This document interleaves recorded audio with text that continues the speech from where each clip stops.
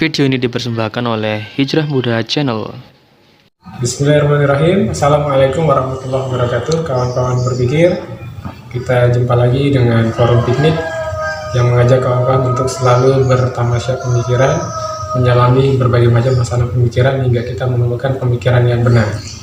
Pada kesempatan kali ini, sebagaimana forum cangkruk bareng tokoh ini kita kemas, kita menghadirkan berbagai tokoh dengan kapasitas yang mumpuni untuk berbicara tentang tema-tema pemikiran.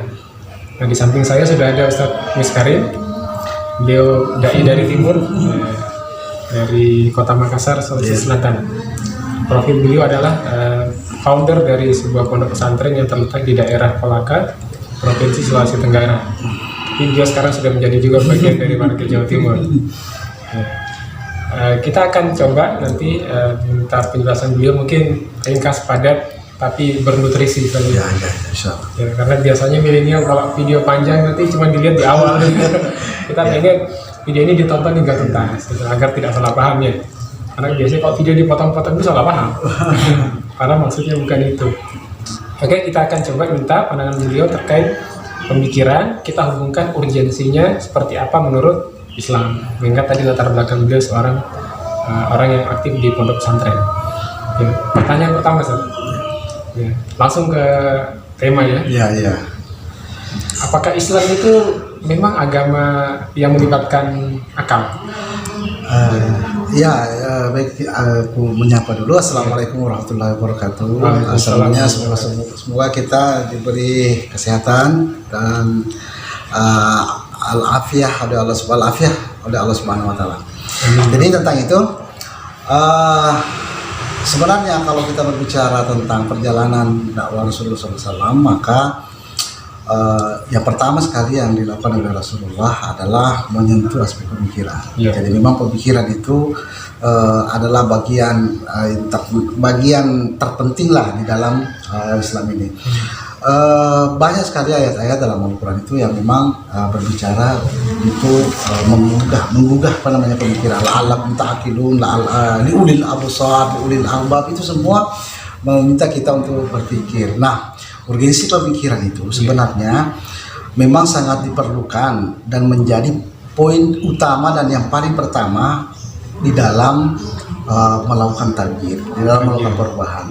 Jadi tidak akan pernah berubah suatu kondisi itu kalau pemikiran yang ada di situ tidak akan berubah. Kenapa? Karena umat itu akan senantiasa nyaman dengan apa yang ada. Jadi tidak pernah berpikir untuk berubah. Jadi pemikiran itu sebenarnya adalah menghadirkan perubahan. Siapapun yang ingin berpikir, siapa yang merubah keadaan, maka jawabannya adalah pada merubah pemikiran. Jadi hari ini kita butuh, kalau semuanya sepakat bahwa kita berada dalam kondisi yang harus berubah, kondisi yang terpuruk hari ini, berarti kita sepakat untuk mengganti pemikiran kita secara menyeluruh. Itulah pemikiran.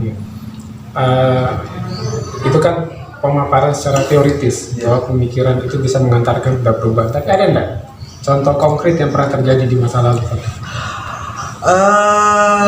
Iya, di masa lalu. Jadi Quraisy itu adalah kaum yang boleh dikatakan kaum yang beku, yang jumud. Mereka cukup dengan itu.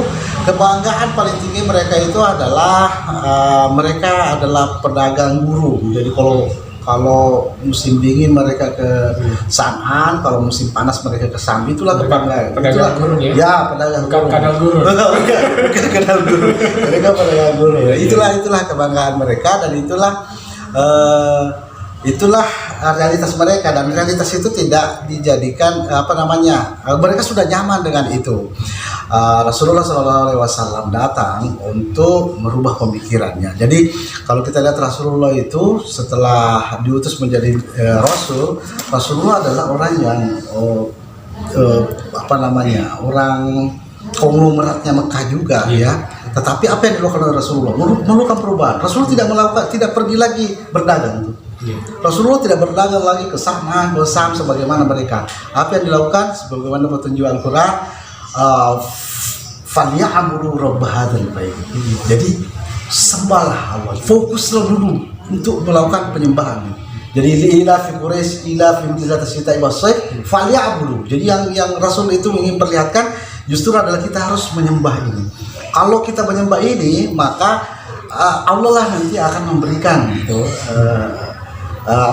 kecukupan. Allah lah akan memberikan rasa aman. Jadi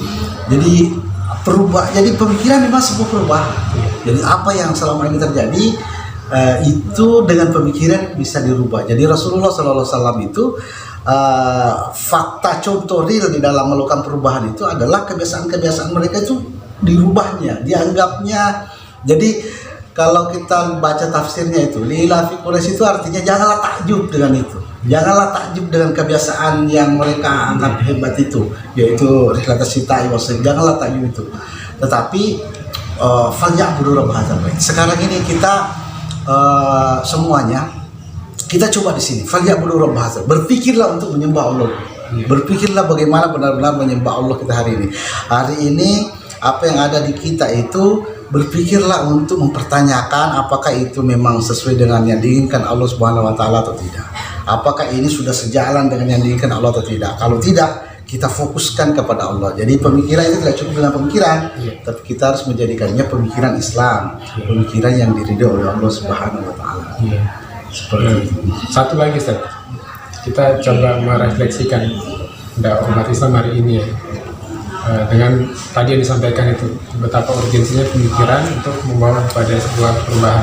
Kalau kita kaitkan sekarang dengan dakwah yang marak sekarang. Iya, tentang itu harus ada dakwah yang baru, harus ada dakwah yang baru yang merubah dakwah-dakwah yang selama ini ada.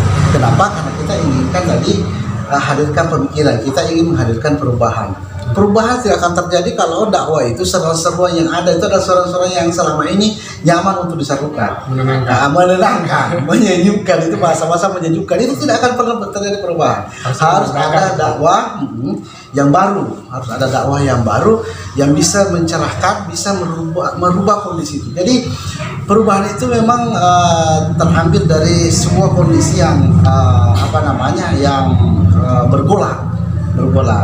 Kita ingin dakwah itu menghadirkan sebuah pemikiran yang semakin membuat kita Islam, semakin memasukkan kita di dalam kesempurnaan Islam itu, kafah itu. Jadi dulu dakwah itu, Islam itu dianggap cukup merangkul semuanya. Kalau hari ini kita tidak, untuk melakukan perubahan kita harus menghadirkan Islam sebagai kiadah bahasa kita, sebagai pemimpin. Jadi memang masyarakat ini harus terpimpin, pemuda ini harus terpimpin, masyarakat ini harus terpimpin dengan Islam, baik pemikirannya maupun masyarakatnya maupun negaranya. Jadi seperti itu. Jadi, pemikiran Islam itu harus menjadi sebuah dakwah baru untuk menciptakan perubahan baru. Kalau selama ini misalnya dakwah itu hanya setingkat nasional, setingkat bangsa, maka harus ada pemikiran baru untuk menghadirkan dakwah baru yang memang setingkat dunia. Karena sebenarnya agama ini liuzhirahu 'ala dini kulli, untuk dimenangkan atas seluruh agama di dunia. Oke, kalau berpikir kita dapat poin dari Ustaz Miskarin bahwa pemikiran ini sangat urgent sekali posisinya di dalam Islam, karena dia nanti yang akan memicu terjadinya proses perubahan.